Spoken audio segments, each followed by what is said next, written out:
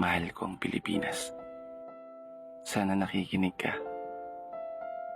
Gusto lang naman kitang kamustahin kung kaya mo pa ba. Pagmasdan yung bayan mong tila ba nagkakagulo na. Yung mga tao sa loob nito na hinahangad mong magkaisa. Mga tao na nanumpa ng katapatan na pagsisilbihan ka. Mga tao na nangako na iingatan ka at papangalagahan ka. Mga tao na tinuring mong pag-asa na magbabalik sa dati mong ganda. Mahal kong Pilipinas, kaya mo pa ba?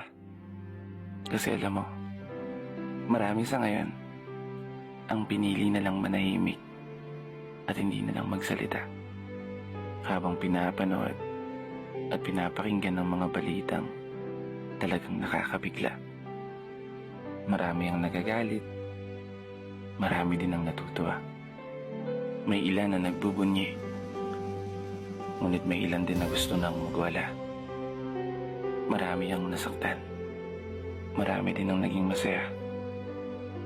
Dahil sa wakas ay nakamit ang hustisya na hinihintay nila.